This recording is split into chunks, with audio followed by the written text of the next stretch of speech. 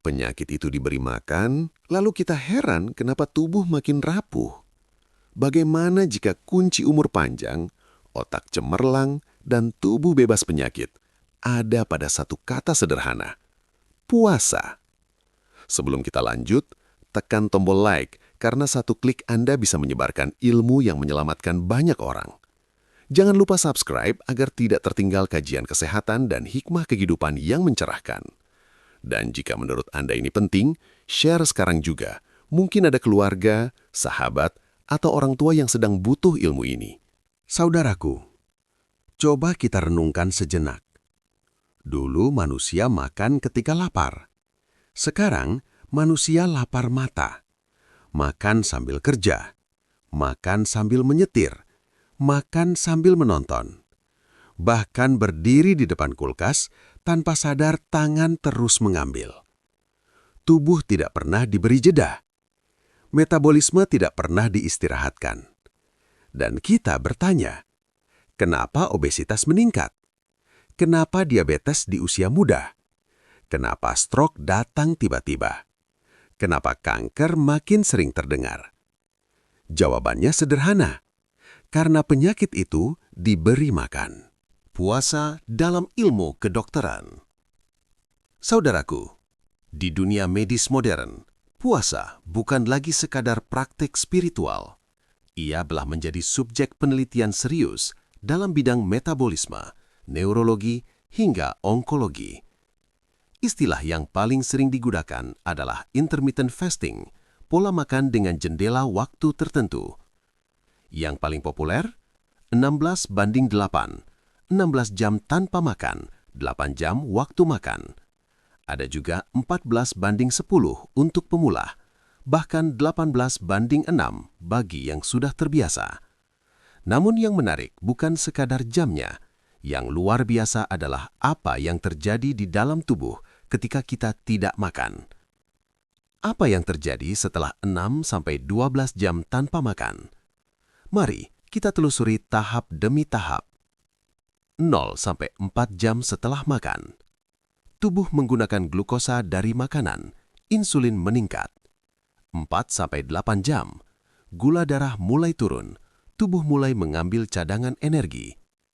8-12 jam, cadangan glikogen di hati mulai menipis. 16-20 jam, tubuh beralih ke pembakaran lemak, produksi insulin turun drastis, inflamasi mulai menurun. Dan disinilah sesuatu yang luar biasa dimulai. Autofagi, mekanisme pembersihan sel. Istilah autofagi berasal dari bahasa Yunani. Auto artinya diri sendiri, dan phagein, memakan. Artinya memakan diri sendiri. Tapi jangan bayangkan sesuatu yang menyeramkan.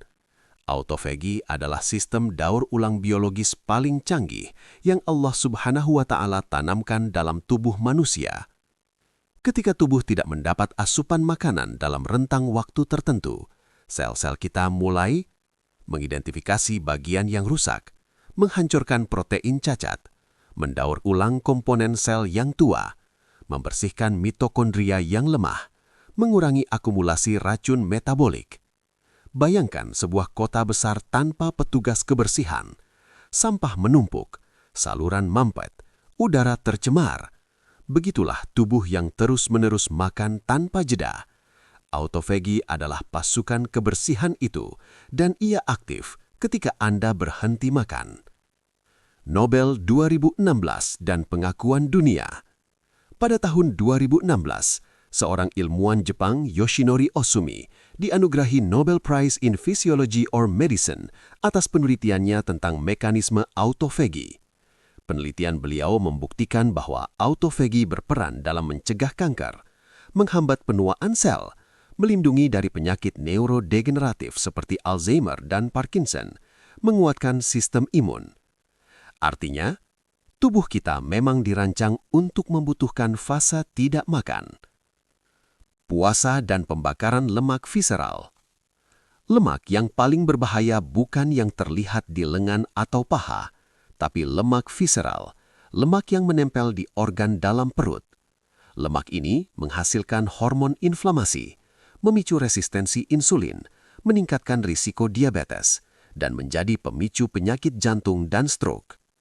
Ketika puasa dilakukan dengan benar, tubuh dipaksa beralih dari mode penyimpanan ke mode pembakaran. Insulin turun, hormon pertumbuhan meningkat, lemak visceral mulai dikikis, dan perlahan perut mengecil, tekanan darah membaik, metabolisme lebih stabil. Dampak puasa pada otak, ini yang sering mengejutkan banyak orang. Ketika tubuh masuk fase puasa 16 jam ke atas, terjadi peningkatan hormon yang disebut Brain Derived Neurotrophic Factor atau BDNF.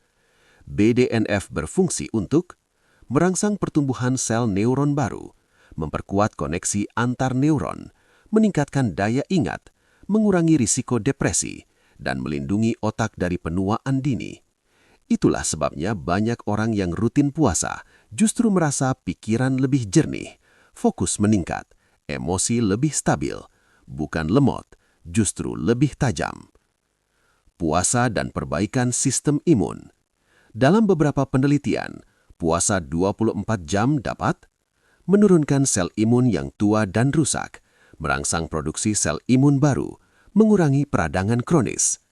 Inflamasi kronis adalah akar dari hampir semua penyakit modern, diabetes, autoimun, kanker, penyakit jantung, dan puasa membantu menekan inflamasi tersebut. Tapi ingat, puasa yang dimaksud dalam medis adalah terstruktur, bertahap, disertai asupan bergizi saat makan, cukup cairan, tidak berlebihan. Puasa bukan kelaparan ekstrim, puasa bukan menyiksa tubuh. Puasa adalah strategi biologis. Renungan mendalam. Coba bayangkan, tubuh Anda memiliki sistem detoks alami, sistem daur ulang sel, sistem regenerasi, sistem anti penuaan. Semua itu aktif ketika Anda berhenti makan. Betapa luar biasanya desain tubuh manusia. Dan mungkin masalah kita bukan kurang makan, tapi terlalu sering makan. Puasa bukan sekadar ibadah. Puasa bukan sekadar diet. Puasa adalah cara tubuh mengingat kembali ritme alaminya. Dan ketika ritme itu kembali seimbang, kesehatan mengikuti. Puasa dalam Islam. Namun saudaraku, jauh sebelum laboratorium berbicara, jauh sebelum jurnal ilmiah membahas autofagi, jauh sebelum dunia mengenal istilah intermittent fasting, Islam sudah memerintahkannya. Allah Subhanahu wa Ta'ala berfirman, Ya ayyuhalladzina amanu kutiba alaikumus siyam, kama kutiba alal ladzina min qablikum la'allakum tattaqun. Wahai orang-orang yang beriman, diwajibkan atas kalian berpuasa, sebagaimana diwajibkan atas orang-orang sebelum kalian, agar kalian bertakwa. Perhatikan panggilannya, Ya ayyuhalladzina amanu, wahai orang-orang yang beriman, bukan wahai manusia, bukan wahai orang kaya, bukan wahai yang sehat saja, tapi wahai yang mengaku beriman. Artinya, puasa adalah ujian keimanan. Lalu Allah Subhanahu wa Ta'ala tidak mengatakan agar kalian sehat, agar kalian kurus, agar kalian panjang umur, tapi la'allakum tattaqun, agar kalian bertakwa.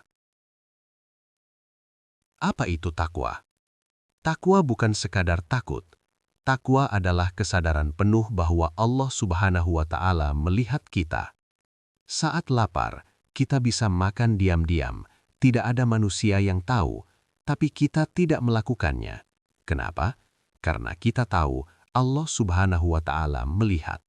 Disitulah takwa tumbuh. Puasa melatih satu hal yang sangat langka di zaman ini, pengendalian diri. Di dunia yang serba instan, serba cepat, serba klik dan dapat, puasa mengajarkan tunggu, tahan, kendalikan. Puasa bukan sekadar menahan lapar. Rasulullah sallallahu alaihi wasallam bersabda, "Man lam yada' qaula zuri wal amala bihi, فَلَيْسَ لِلَّهِ حَاجَةٌ فِي أَن يَدَعَ طَعَامَهُ وَشَرَابَهُ. Barang siapa yang tidak meninggalkan perkataan dusta dan perbuatan buruk, maka Allah Subhanahu wa Ta'ala tidak butuh dia meninggalkan makan dan minumnya. Lihat betapa dalam maknanya. Puasa bukan hanya soal perut kosong, tapi lisan dijaga, mata dijaga, telinga dijaga, hati dijaga. Karena lapar itu mudah, menahan amarah itu sulit, menahan emosi itu berat, menahan ego itu perjuangan. Puasa dan jiwa yang dibersihkan.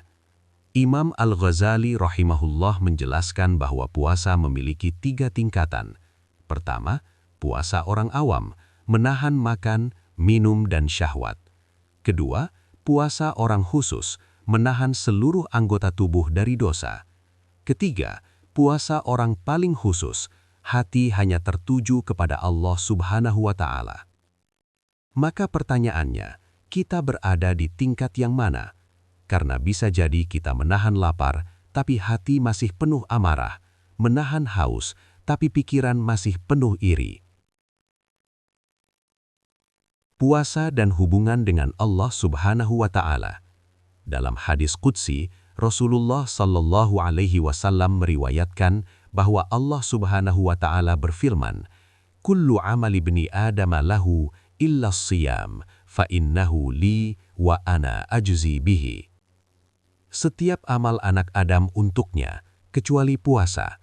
Puasa itu untukku, dan aku sendiri yang akan membalasnya. Kenapa puasa istimewa? Karena puasa adalah ibadah yang paling tersembunyi. Salat terlihat, zakat terlihat, sedekah terlihat. Tapi puasa, tidak ada yang tahu kecuali Allah Subhanahu wa Ta'ala. Itulah sebabnya pahala puasa tidak dihitung angka, langsung Allah Subhanahu wa Ta'ala yang membalasnya. Keterhubungan spiritual dan kesehatan. Menariknya, ketika Islam memerintahkan puasa untuk membangun takwa, ternyata efek sampingnya adalah kesehatan. Hati bersih, tubuh bersih, jiwa tenang, metabolisme stabil. Islam tidak pernah memisahkan ruh dan jasad. Ketika ruh diperbaiki, jasad mengikuti. Ketika nafsu dikendalikan, penyakit berkurang. Puasa mengembalikan fitrah manusia. Saudaraku, manusia tidak diciptakan untuk makan tanpa henti, tidak diciptakan untuk hidup dalam kenyang terus-menerus.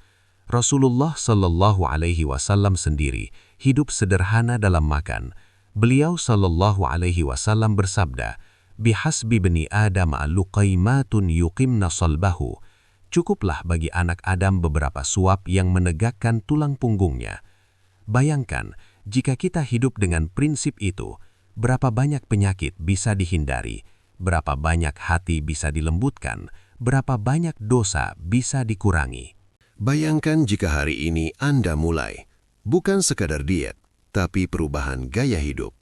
Tubuh lebih ringan, otak lebih jernih, hati lebih tenang, ibadah lebih khusyuk, dan mungkin umur lebih panjang dalam keberkahan.